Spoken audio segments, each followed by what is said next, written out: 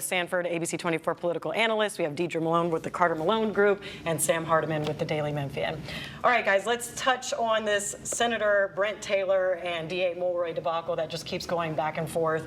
We know that Senator Brent Taylor has a resolution to have an oversight committee that will investigate misconduct claims against DAs, and DA Mulroy, as well as Glenn Funk and Chris Stanford. So Mulroy's not the only one, as well as public defenders and court clerks.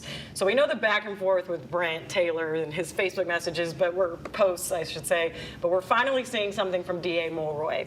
I want to get to DA Mulroy's quote this week, if we can, where he kind of gave Brent a little bit of a taste of his own medicine. You may have heard, quote, "You may have heard that Senator Taylor has introduced yet another resolution that's as worthless as gum on a boot heel." That's the part there. The resolution passed by the Senate yesterday and would create another unnecessary bureaucratic process because Senator Taylor didn't get the outcome he wanted. All right, I'm going to toss it to you, Otis. Your reactions on his clapback there. Well, I mean, you're right. He was giving him a taste of his own medicine. Brent loves to come up with these snappy sayings. I call them corn poem to a great degree. He uses it all the time, either on his social media pages, and sometimes he does it on the floor of the Senate with sometimes it's outlandish. And so I do think that Steve Mulroy was giving him a taste of his own medicine. But when you get beyond that, there is no reason in my mind for the Supreme Court to ever even look at this. It passed along party lines. I think the vote was 27-6, and it was strictly along party lines. But this is because Brent Taylor could not get the support to outright remove Mulroy by the legislature.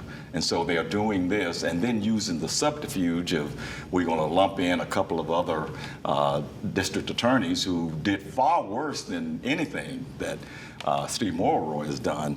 And I've reached out on Friday to the communications person for the Supreme Court. It was Good Friday, so I didn't hear back.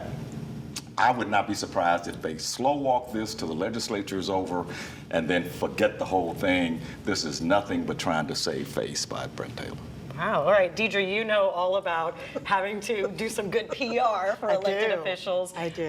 The decorum, the back and forth, the low blows, would this be something you would advise? Absolutely not. Absolutely not. I would advise the DA to be quiet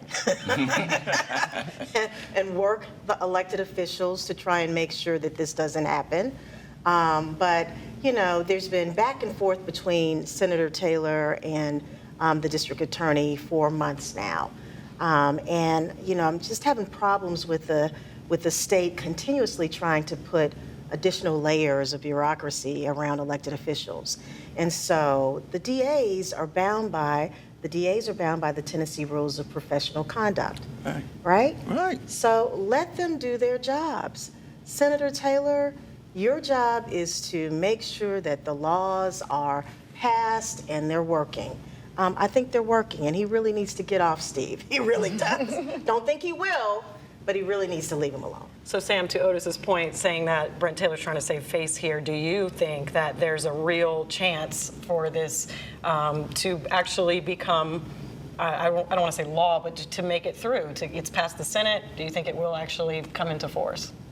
Come into effect? I can't pretend that I can read the mind of the Tennessee Supreme Court and what they're going to decide to do, but a resolution is a resolution. It's not a binding law. Right. This is not something that passed. It may have passed the Senate, but it didn't pass with the binding effect of law. It didn't change state code or make new state code here. And what we've seen throughout this entire process is really partisan back and forth. Right. And it hasn't been for quite some time about the laws of Memphis and Shelby County and the state of Tennessee and crime itself, which this community is still struggling with violent crime. We're going to get to that later in the program. This, to me, is just a lot of politics, a lot of hot air, and we'll see what comes of it. But, there are three branches of government for a reason, right? Yeah. Right. And the legislative branch is asking the judiciary to do something. We'll see what the judiciary does. Right. And two other quick points to Sam's point. This is all about politics. Yeah. And the state Supreme Court is loath to get involved in what is clearly politics here. We have 5 people on the state Supreme Court, 2 of them from Memphis, Holly Kirby and Mary Wagner.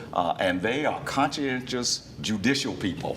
They don't want to get into the politics of it, and Brent Taylor is trying to drag them into the politics.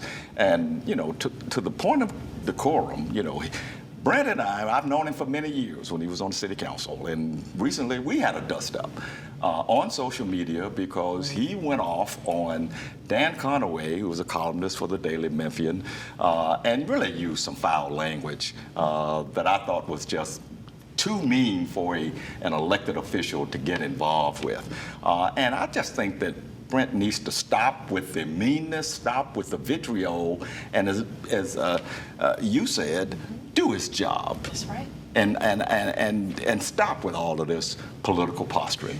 So Pepper, I do want to make a point, though. When we talk about the Supreme Court, we need to look at who's on the Supreme Court and how the Supreme Court of Tennessee is made. I think Mary Wagner, if I'm not mistaken, at one point, wasn't she involved in the Republican Party?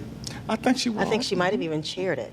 Yeah, I don't know about that. So we got to look at how that Supreme Court is made up, too. Politics is politics, even at the judiciary level, in my opinion. Very true. You might have friends on there. Yeah.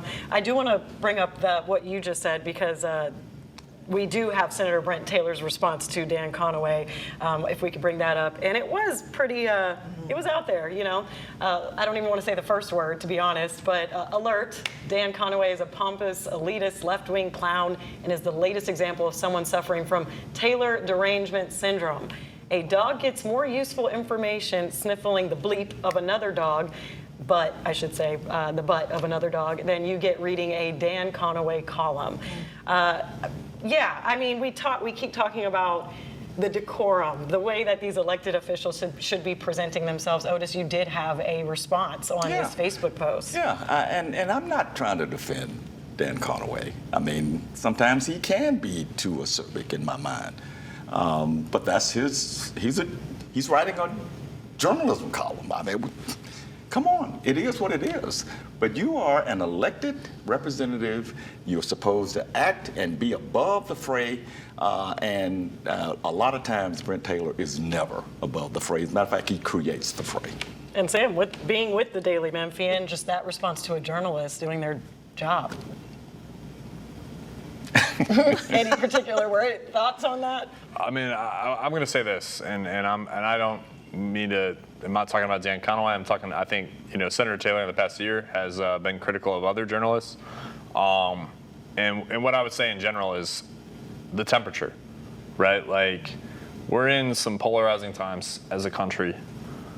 Local media should be the public square for everyone, in my opinion, and we should make sure that the temperature is lowered, because it's not helping people have trust in us. Like, we as people, we're all up here, kind of the media elite, so on and spoke, right? And we got to make sure that we are connecting with real people and talking about what matters in their lives, because otherwise it's not really going to help anyone. And I think fighting with elected officials and elected officials saying unkind and unfair things that's not helping anyone at all either. And so that's where I would come down.